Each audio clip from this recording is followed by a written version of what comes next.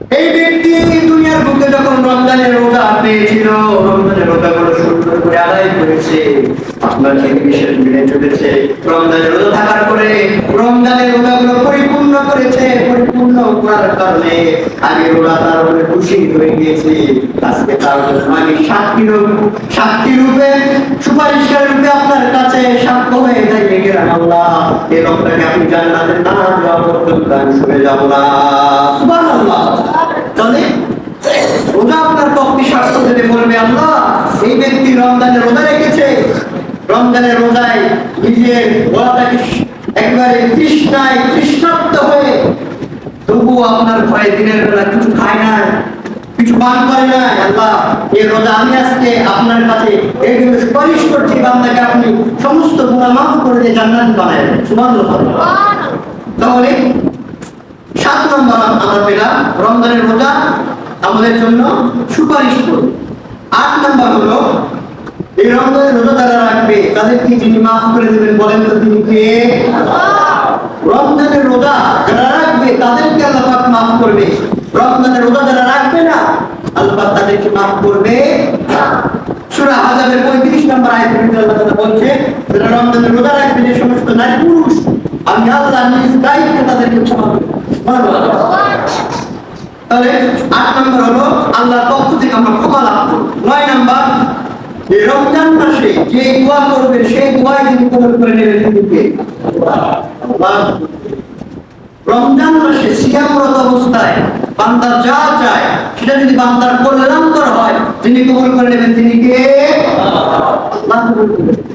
আপনি সিঁড়ি শুয়ে উঠেছেন, সিঁড়ি শোয়ানোর পরে সিঁড়ি খাচ্ছেন, আর আল্লাহ বলছেন, আল্লাহ এই বরকতময় সময় আমি সিঁড়ি খাচ্ছি, আল্লাহ আপনার কাছে দোয়া করতেছি, আল্লাহ আমার মনের আশাগুলো আপনি পূরণ করে দেন, তিনি কবুল করে নেবেন।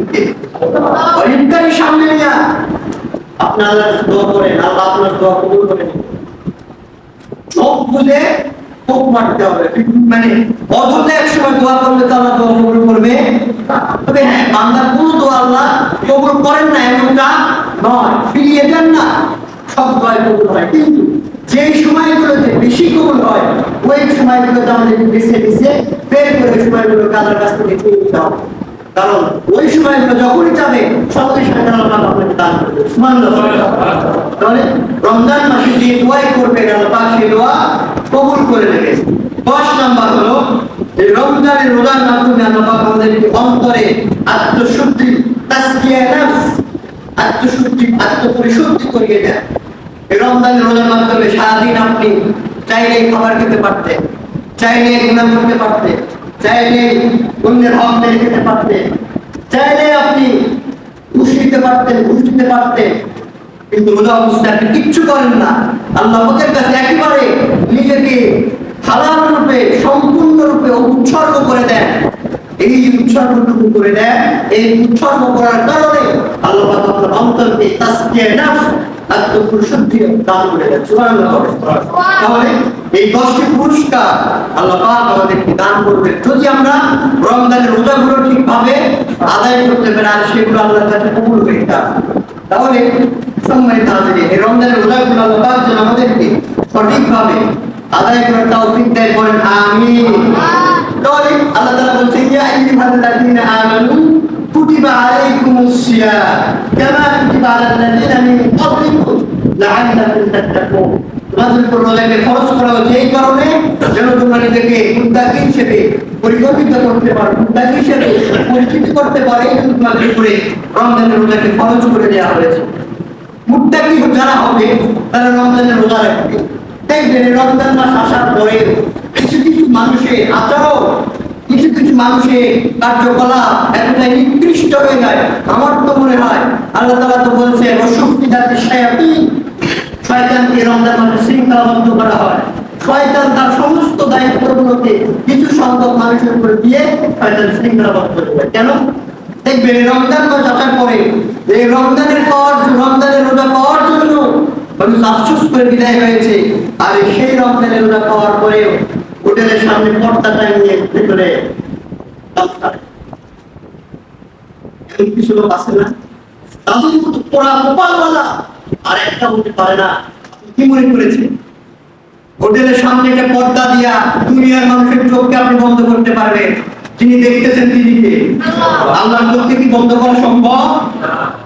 কেমনি আপনি দুনিয়ার মানুষের জন্য করে আপনার খাওয়া লাগে, আপনি ওপেনলি খান, আপনার পর্দা টানতে হবে। আপনি আল্লাহকে দেখেই ভয় করছেন না, মানুষকে দেখে আপনার কিসের ভয়? ভয় করতে হবে কাকে দেখে? আল্লাহকে দেখে। তো আপনি মানুষকে দেখে ভয় করে কি করবেন? কোনো লাভ আছে? কোনো লাভ নেই। সামনে কাজ নেই। রমজান মাস আসার পরে হোটেলে পর্দা করতে চলবে না। পর্দা করতে হবে কোথায়? পর্দা করতে হবে মহিলাদের। আমাদের বড় কষ্ট লাগে, রমজান মাস সিয়াম সাধনার মাস। এই রমজান মাসে যে পরিমাণ আমরা হয়রানির শিকার হই বলা যাবে না। আপনি বাজারে যাবেন, অন্যান্য সময় যে জিনিসের দাম 1 টাকা, এখন এই রমজান মাসে রোজার কারণে হয়ে গেছে 10 টাকা। আপনি কি কিনবেন? আরব বিশ্বগুলোতে, অন্যান্য দেশগুলোতে রমজান উপলক্ষে 70% জিনিসের দাম কমিয়ে দেয়, আর আমার দেশে রমজান উপলক্ষে 100 বেশি % দাম বাড়িয়ে দেয়। চিন্তা করে আমাদের চিন্তার চেতনা কোথায় গেছে? অথচ মুসলমানদের, সবাই মুসলমান, তারাও রোজা রাখে, রোজা রেখে আরেকটু তাদেরকে ধোঁকা দিচ্ছে। আমি যখন ইন্ডিয়াতে ছিলাম, ওখানে কিছু কিছু জিনিস আমি একটু দাম চেক করলাম, পরীক্ষা করলাম, এই দেশে আমাদের দেশ থেকে কেমন। আমাদের দেশে গরুর মাংস আমরা কিনেছি কত?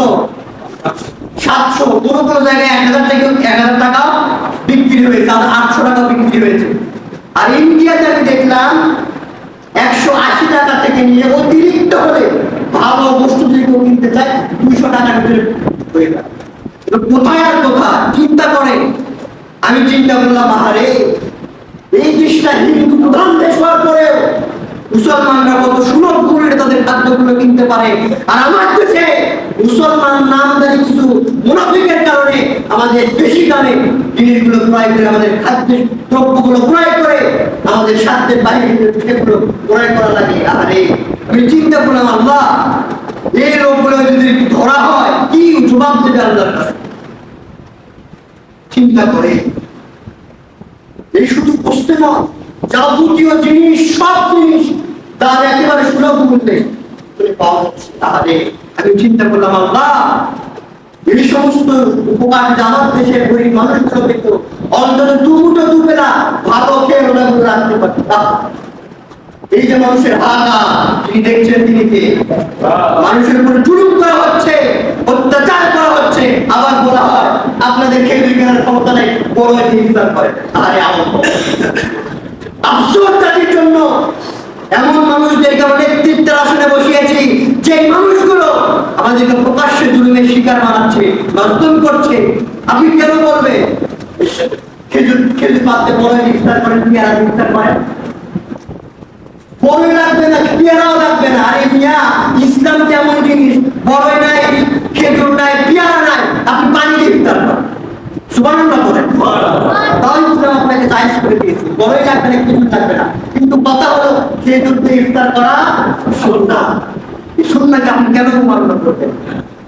বরঞ্চ আপনাদের উচিত ছিল এই রমজান উপলক্ষ করে সমস্ত জিনিসের দাম কমাবেন তো কমাবে, এই খেজুর গুলোর দাম ফ্রিতে বিতরণ করা উচিত ছিল। কেন আপনারা ফ্রিতে বিতরণ করতে পারেন না? আপনারা পাশের দেশ, আপনার বন্ধু দেশ টনকে টন ইলিশ দিতে পারেন, আর আপনার দেশে মুসলমান মানুষদেরকে রমজান ইফতার করার জন্য খেজুর বিতরণ করতে পারেন না। আপনার হিসাব কবে হবে? জাতি বুঝতে বাকি নাই যে আমাদেরকে কোন দিকে নিয়ে যাওয়া হচ্ছে। আপনি কাজে কষ্ট পেলেন? কষ্ট পেলেন নাকি? খুব কষ্ট নিয়ে কথাগুলো বললাম। আরে আমার মানুষ, আমার দেশের মানুষগুলো এত কষ্ট করে রোজা রাখে, খেজুর খেতে পারে না। আরে আহম্মদ বলে খেজুর দিয়ে ইফতার করতে হবে, কত বড় কথা। চিন্তা করে তারা তো কলমের খোঁচা দিয়ে লক্ষ লক্ষ টাকা পাচার করে, বেগুন পাড়ায় গাড়ি করে লক্ষ লক্ষ টাকা দেবে, খেজুরও কিনতে পারে। আমরা তো তা পারি না, আমাদের আয় অল্প, স্বল্প মূল্যে আমরা খেজুর কিনি, সেটাও যদি আমরা কিনতে না পারি খাবো। যারা অসাধু ব্যবসা করছে, যারা অসাধু কারবারের সাথে লিপ্ত আছে, আল্লাহ পাক তাদেরকে হেদায়েত দিন, না হলে উত্তম শাস্তি দিয়ে তাদেরকে ধ্বংসকারী করেন আমি। এর থেকে ভালো দোয়া আমি করতে পারি না। এর থেকে ভালো দোয়া নাই। কি দোয়া করবো আপনার? হেদায়েত পাবেন মানে ধ্বংস হয়ে যাবে। আমি বলেন আপনার কাছে সময় অনেক পাওয়া যায় গেল।